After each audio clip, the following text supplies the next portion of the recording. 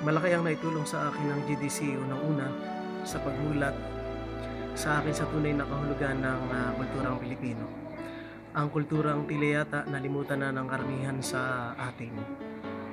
Bilang isang guro, lalong umunlad ang aking kaalaman sapagkat hindi lamang kami hinasa na makapagturo ng mga bagay na mahalaga na sumasalamin sa ating lahi. Bagkus, dito ay aming natutunan ang pagtuturo kasama ang kultura na may pagmamahal at pagpapahalaga. Dito ko rin natutunan ang kalikasan ng isang guro bilang tagapagbukas ng kaalaman at kamalayan ng mga kabataan at maging ang mga mamamayan. Sa pamamagitan ng GDC na kumpleto ang mga bagay na ito. Ang pagtuturo ng lahat ng mga asignatura kasama ang kultura bilang isang kasangkapan sa pagmumulat sa natatagong yamang may pagmamalaki, walang iba kundi ang ating kultura, ang kulturang Pilipino. Ang GDC din ang nagmulat sa akin upang pahalagahan ang mga gurong tulad ko na masasabing isang bayani at may pagmamalaki ng bansa. Sa inyo po, lubos ang aming pasasalamat. Alam kong ito po ay magpapatuloy at aming suporta ay walang pag-aalinlangan. Mabuhay po kayo. Marami pong salamat.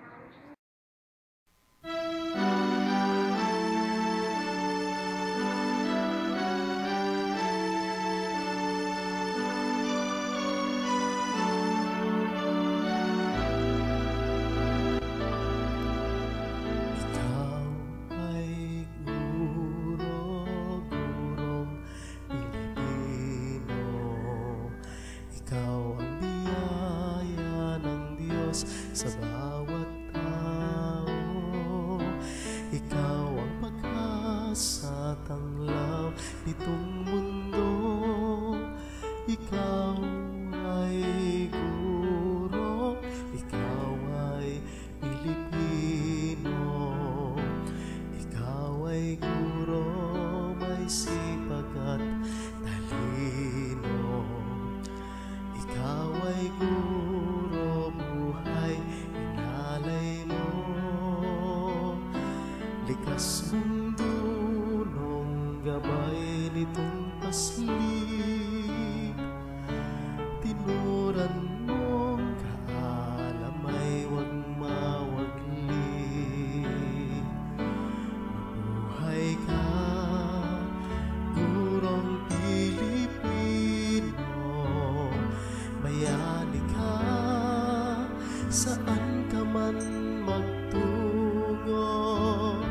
Dakila ka't kagalang-galang, kung kumilos ay mapitagan. Ang dulong mo ay kahanga-hangang tunay. Gurong Pilipino, gabay ng bukas ko. Ikaw ang siyang gabay, tanglaw sa aming buhay. Gurong Pilipino, mabuhay ka. Mabuhay ka, gurong Pilipino. Bayani ka, saan mo dakila ka't kagalang-galang, kung kumilos